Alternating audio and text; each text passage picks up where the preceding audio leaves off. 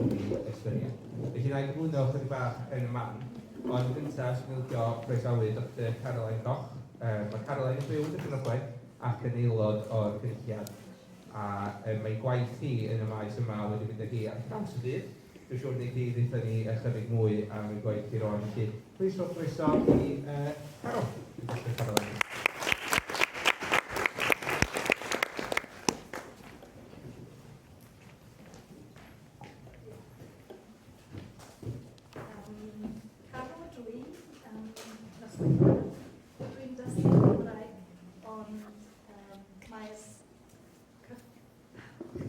Cyflwyniad yma'n Saesneg. So my presentation will be in English. Trying my best to learn, but I still needed the paper even though I repeated that sentence all day today. So maybe just an introduction about myself. I have a PhD in polar research, so I did go to the Arctic and studied little rivers that are changing a lot with climate change. And having witnessed climate change on, like just in the field, just within the seasons I got to spend there. Like I got really frustrated at some point just describing the problem because you can see it happening and I felt like, yeah, it's like I really want to be more part of the solution and started afterwards, like after some research, years working more in the NGO world. So I worked with WWF and now with another charity. And like all of this work is very global and looking at the world from above in a way and looking at global policies and global solutions. And sometimes it can feel very frustrating because you don't see any progress. So it's amazing having this community assembly and to be part of it and to be able to share some knowledge. So something I'm really good at is to look at data, to look in the internet, to find some information. So this is what I've compiled. So I will give you an overview of what data is available for like how the climate will change in North Wales and especially like how we can apply this to our valley. So maybe just a recap to the last assembly. We had a brainstorming session on how we felt climate was already changing and what our own experience was. And this is just some of it. And apologies if the presentation looks a bit funny at parts. I did it in PowerPoint and this is on Google Slides. So it's all a bit mixed up, but we are all very smart and can make things out hopefully. So many people, or like all of us, have noticed some milder winters, hotter summers, like different things were described. And this is also backed up by data. So there's, for example, this report that is based on data from the Met Office that have looked at how climate has changed since the 1970s. And you can see that annual temperature has increased by almost 1 degree. There have been changes in rainfall, sunshine, and also extreme weathers and sea level. So the experiences we have made, or like we can see they are all also shown in the data. So it's not only like, am I funny? Am I thinking like that it was different in the past? So this is, real data, like physical data collected that underlines that, this is real and it's really happening. And now I'm going to show you how it will be projected into the future, and I really want to emphasize that it's very, like, knowledge is really powerful, so I don't want us to go away and feel very depressed by knowing about how climate change will affect us more, but I think it's actually, like, I looked at the data and I was like, it's this depressing picture perhaps. But then if you think a little bit further, we're making plans now how to adapt to the future and how we can, any projects that we are planning, any new ideas, we can already take the future into consideration and make sure that what we do is really future-proof. So we'll start with looking at projected temperature change. So this is also data from the Met Office, so they run these global climate models on a more regional scale. So you can see, like, it's what they call the Western Wales catchment. that they have some data for, and then, so you see those two maps, and the left one, is it the left? Yeah, the left one is in a low emission world, and the right one in a high emission world. So kind of low emission world means we take drastic action on climate change, and high emission world is, yeah, business as usual, essentially. And these are the projections for about the 2040s till 60s. So we can see there's not like a big difference compared to the 1980s period, but we will experience another temperature increase of over 1 degree. So another, like if you think back, the figures before were from the 1970s. So there's going to be another degree added to that, basically. And this is, and now I'm going to show you a map for the, yeah, up to 2100. And you can see that in a high emission world, the temperature rise would be like a lot more drastically. But the good news is, if we manage to mitigate climate change, as you can see in the left one on this side, it does make a big difference. So every action, even if it's small, like every half degree, every little degree will matter. And this is also the temperature, like the temperature increases for all of Wales. So this is not taking into account the global picture, because there's a different degree levels, so to say.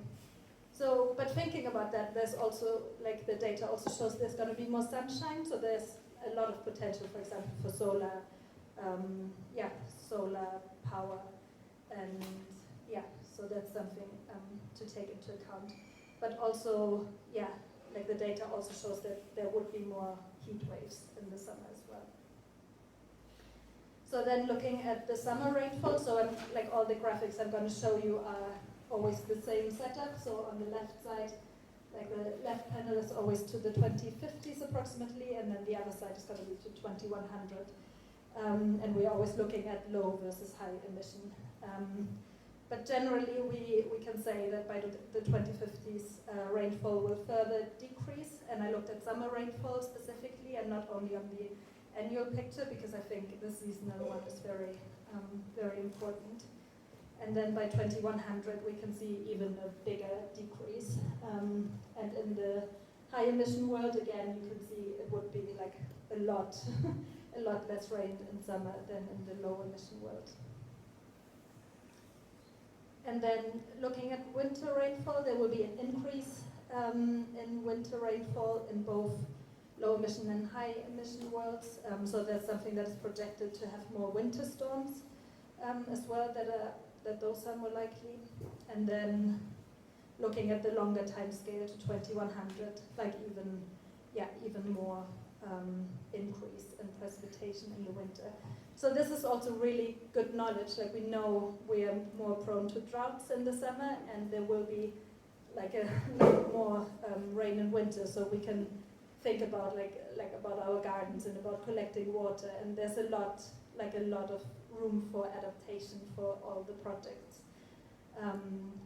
So it's also, of course, we also have to be mindful of any flooding and that type of issue, but I think it's very, very valuable thinking about those pictures. And then I also included sea level rise. Sea level is rising, but so I suppose this is maybe not as applicable for our valley, but it's always mentioned in the climate change projections. But in the map you see, this is this time scale to 2300, so quite long, and then sea level change, and they always give a range, depending on the lines are the different climate change scenarios, and this is for Cardiff. But essentially, by 2050, we are expecting an additional 20 centimeters, 22 centimeters by 2100, between like almost half a meter to almost a meter, and then by 2300 between half a meter and 2 meters. So this is also important to keep in mind, especially for those who are planning in the very coastal areas. And just to summarize, so what we are looking at, like if you're we're not so much into looking at graphs and numbers. So I've just summarized the main points that are important to consider. So we're expecting hotter, drier summers with increased risk of heat waves and droughts, and then milder and wetter winters with increased risk of flooding. And sea level is continuing to rise. So I hope this is not too depressing news. To me, actually, it's like, for me personally, it's good having that knowledge, and like sometimes I feel overpowered by it, but actually knowing what to expect, and that this is the reality. We're locked into some type of change with all the emissions that are already in the atmosphere, but knowing what to expect, I feel is very useful in making plans for the future. And then can also lead to some action and to some positive energy about it. Because it's not like a big unknown that we have no control over. We do have control over like mitigating climate change, so reducing emissions, and we do have control over planning our projects that we can adapt to climate change in the future. Diolch yn fawr.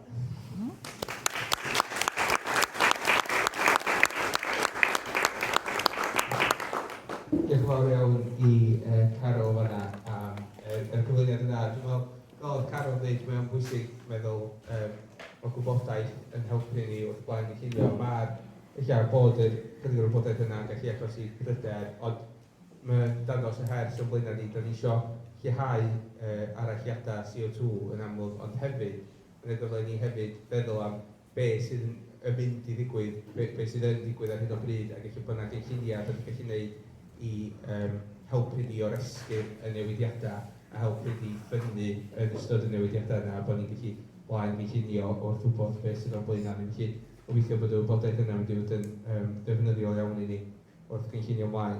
Dwi wedi edrych ar rhywbeth ychydig bach o wahanol, sef mewn ffordd baseline levels ar gyfer y pethau sydd yn creu aralliadau carbon ar hyn o bryd.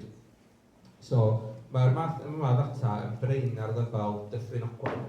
Yn ychydig fwy o ddata gael ar lefel Gwynedd.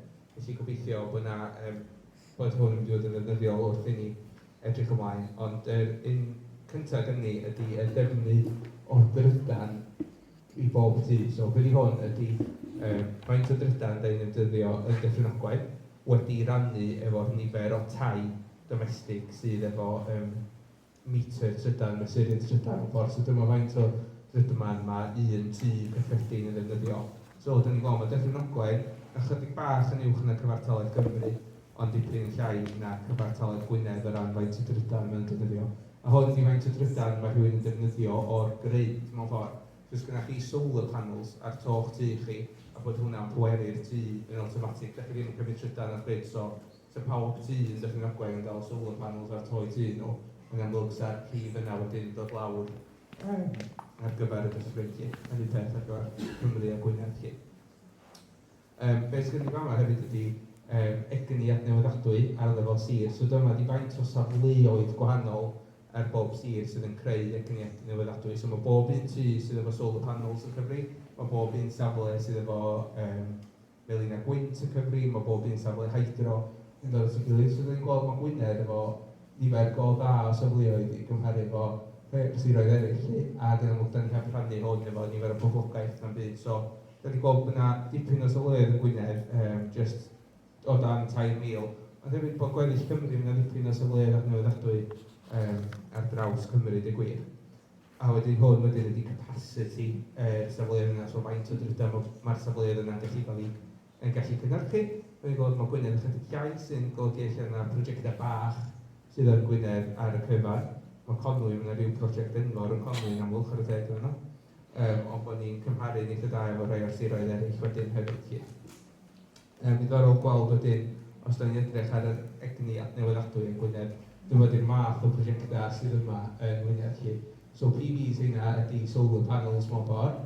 So heina ydy'r ffordd mwyaf poblogaidd o greu trydan newyddadwy yma yn Gwynedd. Ond mae gen I hefyd yn amlwg gynlluniau hydro a chydig o beth eraill hefyd yn gynnwyd melin a gwynt. Dwi'n bod hwnna bach yn ddiddorol. Mi'n gweld beth sy'n digwydd yma'n barod chi. Wedyn o ran y nwy, so mae hwn yr un peth a beth nath ni weld efo'r trydan chi. faint o nwy sy'n cael ei ddefnyddio yn Dyffryn Ogwen. Di hwn mond yn cyfri tai sydd efo mesuryddion nwy, so os yna tai sydd ddim yn connected i'r mains gas, dyn nhw ddim yn dragio'r average i lawr, mewn ffordd lle dyn nhw jyst ddim yn cyfri. Ac os oedd o wybodaeth i chi, o ddiddordeb, felly yna rhyw 1,150 o dau yn Dyffryn Ogwen sydd efo mesurydd trydan ond dim mesurydd nwy, so dyna faint o dau sydd ddim efo nwy yn Dyffryn Ogwen lle. So Dyffryn Ogwen dipyn llain y cyfartaledd Gwynedd, dipyn mwy na llain y cyfartaledd Cymru, ond chydig mwy na cyfartaledd Gwynedd lle, a fydd ddiddorol gweld sy'n hwnna'n mynd at y data sydd gen ni'n man am effeithlonrwydd yn ei tai lle. A hwn wedyn ydy residual fuels, so bob dim sydd ddim yn trydan, neu nwy sy'n cael ei ddefnyddio yn domestig ag mewn diwydiad. Lle so fod ni'n gweld nid pot Albert yn ei ddechrau fan'na, am fod gen nhw dipyn o diwydiant o fan'na Gwynedd yn weddol isol, lle ond sy'n dweud lot o hwnna dod allan o tai sy'n defnyddio olew ac ati. A wedyn mae gen i hefyd, hwn ydy faint o fuel sy'n cael ei, faint o fanwydd sy'n cael ei ddefnyddio ar lonydd yn gwahanol sir yn Gwynedd. Dio ddim yn lle mae'r ceir yn dod o, mae o lle mae'r ceir yn cael ei yrru. So fod ni'n gweld, mae Gwynedd rwla yn y canol yna, mae Gaerdydd yn uwch fel sy'n chi'n disgwyl lle gyfer prif ddinas brysur. Mae wedi dangos lle faint o danwydd sy'n cael ei ddefnyddio ar y lonydd yn gwahanol siroedd. O bod hwnna'n eitha difyr lle. A dwi'n mwyn dangos wedyn pa fath o, lle dwi'n mwyn os ydych chi'n gweld y sgwennu lle bod y bach yn fach ar y sgrin, ond y math o danwydd sy'n cael ei ddefnyddio ar y lon, bod yn gweld bod patrwm o Gwynedd yn debyg iawn i'r patrwm yng Nghymru lle. Ceir diesel di'r peth mwyaf cyffredin, a wedyn ceir petrol lle, a wedyn heavy goods vehicles di'r gweddill a fyna. Sgwyfyr o buses yma yna, buses yn bach ar y ddau llun. Yn amlwg di hwn ddim yn cymryd i ystyried unrhyw geir trydan ac ati, so yn amlwg sy'n ni'n cael geir trydan fysa'r aralliadau tons of oil equivalent yn dod lawr ar gyfer sir, os ni'n cael fwy o geir trydan neu cerbydau trydan ar yn lonydd ni. Wedyn y peth nesaf edrych ar ydy mae cyfeillion o ddeiar wedi creu tŵl handi i llywodraeth lleol mewn ffordd i edrych ar beth sydd yn digwydd mhob un ardal. Felly os nhw'n edrych ar rhai o'r argymhellion nhw, mae'n bwysig cofio mai argymhellion ffrindiau'r ddeiar ydy hein. Chi ddim yn gorfod cytuno efo nhw, ond maen nhw wedi selio ar wybodaeth go iawn lle wedi selio ar ddata, so mae'n ddifyr edrych arnyn nhw ta waith lle. O ran egni felly, maen nhw'n wedi crynsio'r rhifau ni'n sôn amdano nhw gyna ar faint o egni adnewyddadwy sydd yn digwydd yn pob sir, a maen nhw'n credu bod yna yw 67,397 o dau yn Gwynedd fysa'n gallu cael ei pweru gan egni adnewyddadwy sydd yn cael ei greu yn Gwynedd. Maen nhw hefyd yn credu sa'n ni'n gallu gwneud lot mwy yn Gwynedd, a sa'n ni'n gallu gwneud 6 gwaith gymaint a hynna, a sa'n hwnna'n cyrraedd targed Climate Change Committee Llywodraeth Prydain. So, mae'n meddwl bod yna dipyn fwy o potensial yma Gwynedd i greu egni adnewyddadwy. Wedyn, os o'n i edrych i lawr wedyn, mae'n yn argymell bod ni angen mwy o heat pumps yn y sir hefyd, felly dwi'n gwybod faint o'ch chi'n bod am yr heat pumps maen nhw'n rhoi mewn tai, lot o dai newydd efo nhw, a rhai tai chydig hun yn gael nhw wedi i installio, lle mae'r Llywodraeth Climate Change Committee efo targed eitha uchelgeisiol ar gyfer Prydain ar gyfer hyn, a maen nhw'n meddwl bod yna 1,224 o heat pump angen cael ei rhoi mewn i tai yn Gwynedd bob blwyddyn rhwng rwan a 2030 er mwyn cyrraedd yn targed yn lle. A gan ola, mae'n edrych ar buddsoddiadau pensiwn hefyd. Yn amlwg, does ddim lot fydda ni'n neud am hynna, ond os ydych chi yn gweithio i Cyngor Gwynedd, mae'n un o cyflogwyr mwy'r ardal. Mae gen i fi chydig o pensiwn yn Cronfa Pensiwn Gwynedd, lle fan ni'n gweithio cynt. Mae nhw yn buddsoddi mewn tynwydd a ffosil, felly wbeth allai chi ystyried, ac allai bod yn wbeth yn rhyw pwysau arno fo. Yn bosib, ond allai ddim yn wbeth fydda ni drafod efo'n hyn. Sna bod ni'n meddwl bod yna ffordd o rhyw pwysau arno fo. A wedyn hefyd mae'n rhoi chydig o ddata ar poladinion, chos fel wedi bod yn sôn am o'n bwysig wrth adeiladu mudiad, dod â pobl efo ni, ac mae'r gymuned yn ehangach a feddwl. A mae YouGov wedi gwneud poladinion, a maen nhw'n credu bod 71% o bobl yn Gwynedd sydd nhw ddim yn meindio gael terbyn a gwynt yn ei ardal nhw. Felly dyna mae'r poladinion yna'n dweud chi. Wedyn os wedi edrych ar tai, mae 77% o dai yn Gwynedd efo sgôr effeithlonrwydd yn ni o rhwng rhwng D a G. Mae hwnna'n syni fi lot yn y gwir. So os da ni'n edrych ar faint o nwy sy'n cael ei ddefnyddio yn Gwynedd bod dipyn llai yn y Cymru. So eich bod hynna'n golygu bod yna tai newydd mwy effeithiol sydd efo nwy yma yn Dyffryn Ogwen. Ond hefyd dwi'n meddwl bod yn danos, mae 77% o dau yn Gwynedd efo effeithlonrwydd yn ei gwael, ond hynna'r un peth ar draws Cymru i gyd. Felly mae dipyn o waith eich ei wneud mwyn gwneud yn tai ni yn fwy effeithlon o ran hynny ac yn fwy cynnas.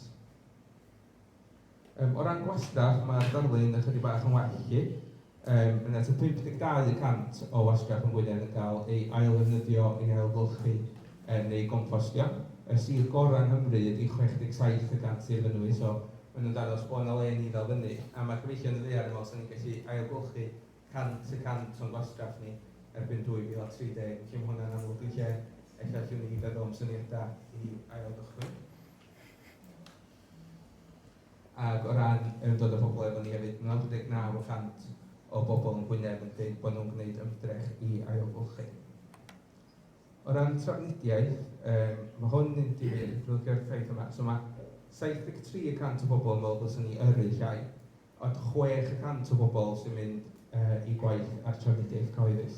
Mae rhyw 15% yn cerdded i'w gwaith, a mae 1% yn seiclo i'r gwaith. Felly, yna dipyn o gap rhwng y ddau start yna, fel ydych chi'n weld.